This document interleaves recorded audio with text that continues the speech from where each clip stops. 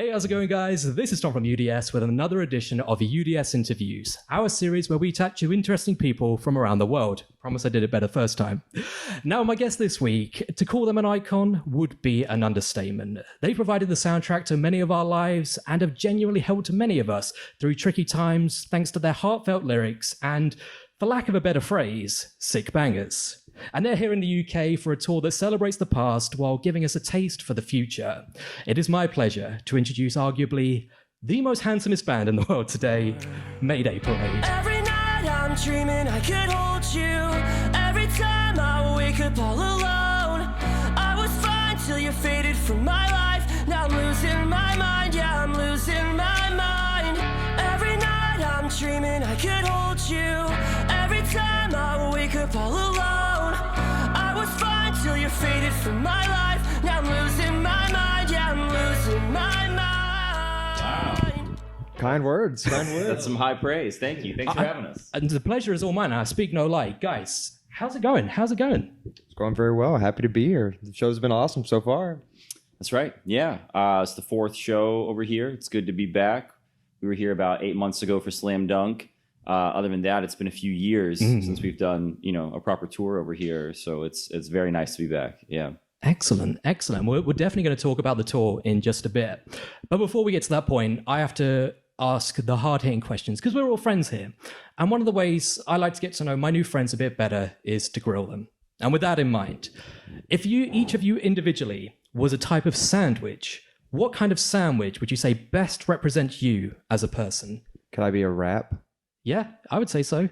If a hot dog is a sandwich. Oh, a falafel wrap. How comes? Because it's bland, and I'm a pretty bland person. I do not believe that for a second. I've had many exciting falafel wraps in my time. No, I love falafel wraps. That's why, just because I enjoy them. I don't think it describes me as a person, maybe, but I enjoy them, and that's something about me you didn't know, and now you know. I'm glad I know that now. I know that. What about you, Derek? I disagree with Cabbage being a bland person. He's a very flavorful person. But I would be a buffalo tofu sandwich. Saucy. Yeah, saucy. And there's a place, one of my favorite sandwiches in Tallahassee is a buffalo tofu sandwich, lettuce and tomato and some vegan ranch. And is that because you're a mess? that fits. A lot to handle. Very messy. Yeah. Yeah, I don't think I have like a great one that describes me. I don't know. I love tuna melts, so it's a classic. Just go with that. Yeah. You all sound delicious. Yes, cheesy. I would definitely order a Mayday Parade at my next sandwich shop. But as much as I could talk about sandwiches all day long, we should probably talk about music, which is why you're here. You're here in the UK celebrating the 11th anniversary of your self-titled album. So first of all, 11 years is a long, long time. How does it feel knowing that people of all generations are still resonating and really digging these songs so many years later? I think it's just great that we can, 11 years later, go out and still play this record, self-titled, in full. And people enjoy it. People come out to shows. It's something that we didn't think I didn't think at least that we would get to this point, this long into a career, as well as have multiple records that we could go out and do this with, so it's nice, it's roughly a 10-year thing, right? Near enough. And so, it's hopefully we can do it for more records, and it gives us something interesting to go out and tour on, as opposed to, we've toured a lot in our 16 years. And of course, it's nice to go out and do a tour that's a bit themed, as opposed to just going out and playing just another tour. Absolutely. Yeah, for sure. I feel like when we did our second album, Anywhere But Here, that was probably like the rockiest kind of period for the band, where we went through a lot, and a lot of bands don't survive that process. And not to say that we ever really came close to breaking up, but I feel like this album was really important for us. And if there was ever any uncertainty if we were going to be able to continue doing this, it was when we were, after we'd put out Anywhere But Here and we're focusing on, what to do and what to change moving forward. And, to have put out this album, for it to have been as successful as it was, and to be here all this time later, still playing these songs, it really means a lot. And, I kind of talk about it on stage every night, but it's just, we're very grateful. And to see people that are, a lot of folks have been listening to this album for 10 years since it came out. And to see them there singing along to every song it's a wonderful thing. Yeah. I bet. And it's interesting because you get a lot of bands that do these anniversary tours, and through whatever means, it's not the full band that were there back in the day. They may have replaced a member or whatever, but all of you were on that record all that time ago. And, a decade or more in anyone's life is a long time. And I'm sure lots has changed in each of your individual personal lives in that time. So do the songs on that record, do they still resonate in the same way that they did? Do they have a sort of a different meaning to you personally? Or when you play them, do you sort of go back to that time when you first wrote them all those years ago? Yeah, I mean, obviously a lot has changed, and hopefully we're all a lot more mature as people than we were back then. But for me, I had gone through a pretty serious breakup right before this album, and the majority of the songs that I wrote on the album are kind of about all of that. And so, obviously enough time has passed that it doesn't really mean necessarily the same thing, but they're still, meaningful songs to me, important songs. But I don't know. It's hard to say other than that, but yeah. From my perspective as a bassist who is not the front man, I just play the music and I find it just as enjoyable as I did back then. So I don't really think of the lyrics. I'm just focusing on just playing the They're songs, still just as fun to play. It's just as fun, yeah. That's what you want. Same thing. Excellent. And sort of looking from this past that we're celebrating to the future, you have been sneaking in a track or two from the latest album in the set list. And as much as it's great to hear the old tracks, I want to know, are you coming back to the UK anytime soon to play more of the new record anytime soon? I hope so. We don't have so it'll be after this we have Sad Summer. And then we don't have much, touring planned yet moving forward. But absolutely, I mean, I imagine it'll be next year sometime, 2023. But yeah, we hope to come back as soon as possible. We're also going to try and start, writing. Once we finish up Sad Summer, writing and getting into the studio. I don't know what that's going to be, whether it's another full length or whether we're just going to record some songs and see what happens. It is weird the way the timing of this worked out, where we put out a new album and then did an anniversary tour all around kind of the world, and don't feel like we don't really feel like we had a chance to really kind of showcase the new album. But that's just kind of the way it all sort of stacked up with COVID and having to delay things. And I think this album is important enough that we felt like we needed to do this, even if it meant that we couldn't get as many new songs in right now. But as I said, we'll be back as soon as we can, and there'll be plenty more new stuff to come. So it's always good to have something to look forward to, and I'm very much looking forward to that. But you mentioned that this is a worldwide tour. You're going to many countries and many places, and I've been really enjoying some of your social content that you've been putting out, particularly the day in the life of sort of the tour.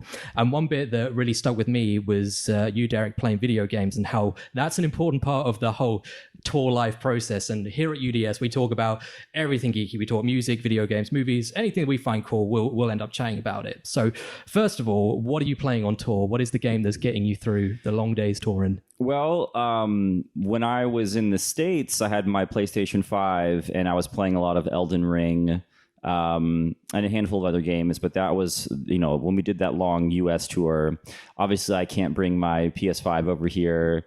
I just have my Switch, and I haven't been playing a whole lot. I play a lot of Rocket League. Very cool. Rocket League is great. There's actually a PlayStation 4 in the van. We've been playing some Tony Hawk's Pro Skater, the 1 and 2 combo re-release or whatever Amazing. It was. We do some FIFA sometimes. But without being able to bring the PS5, it's we don't do as much of the gaming. But yeah, we do have our Steam Deck pre-ordered. So. Oh, I was gonna say, you don't put a PS5 on every night of the rider. Like that's. I wish. Yeah. I mean, you mentioned FIFA. Do you play it? This is just for me personally. I don't even know if this will go on the video. Do you play it for the game, or do you follow a soccer team or anything like that? I'm not too big on it. Jake, our drummer, is really big into Interesting. it. Maybe Brooks a little bit. Maybe we went to like some Atlanta United games, Interesting. you know, or matches, and that, you know, we have been to a couple over here. We've been to like a Man City, and I can't remember where they were playing. That was years ago. Oh wow, that's a good one to go to. Is there a team in the UK that you follow or that you particularly support? Not particularly. I mean, the only time I get really interested in it, like football in general, is when there's the World Cup. You know, like that draws me in. But you know, otherwise, like if I've got nothing else to do and somebody else wants to watch a match, I'll watch it with Jake or something. But no particular team. That's fair enough. That's fair enough. Jake, an Arsenal fan?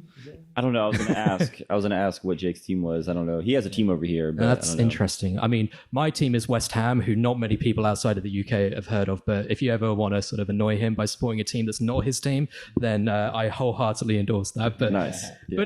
but anyway, that's enough self-indulgence from my part. The sort of follow-up question to the video game bit was. Obviously, you know, you guys have got a back catalogue of the envy of any other band, but if nothing was off the table, if everything was possible, what would be your dream game to feature one of your songs in the soundtrack? Ooh, gosh. Well, without giving it some more thought, the first thing that comes to mind, only because I've considered this, is Rocket League.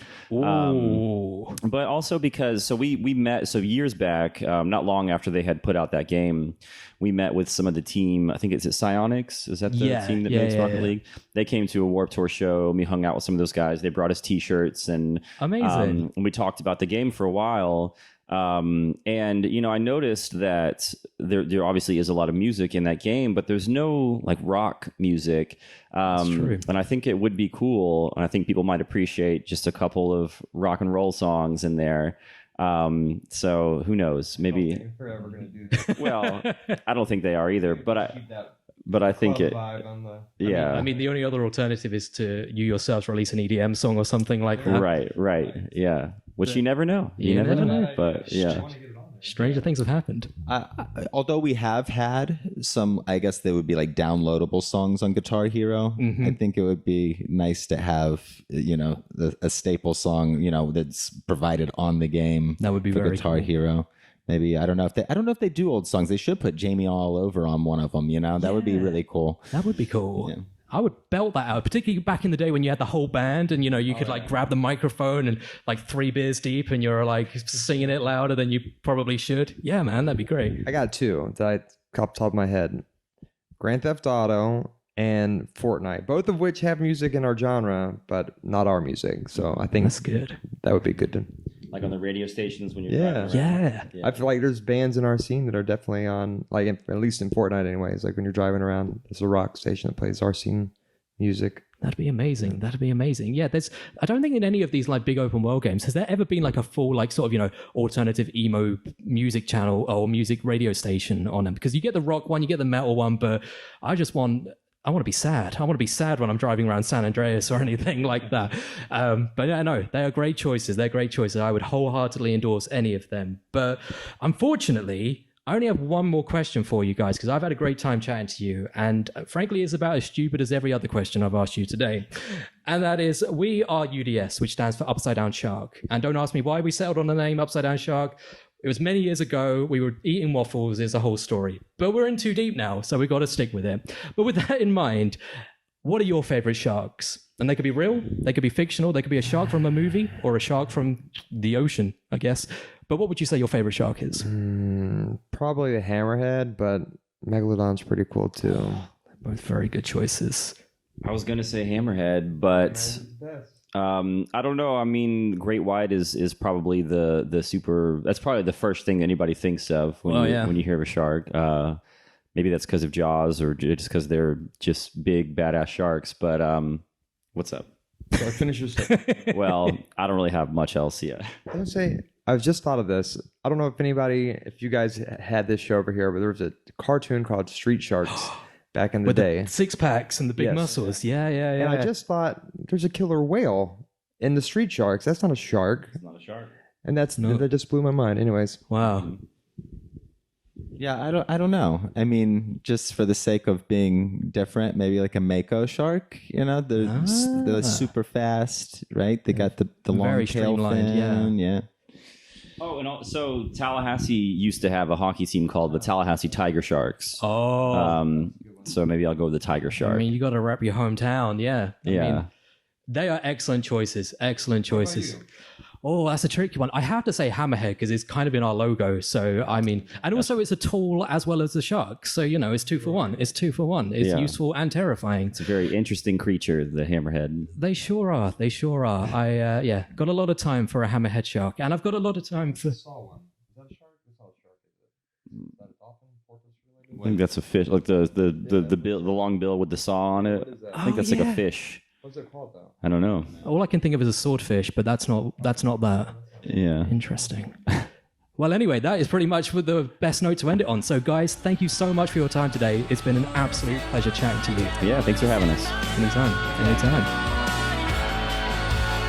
I'm losing my mind, yeah, I'm losing my mind.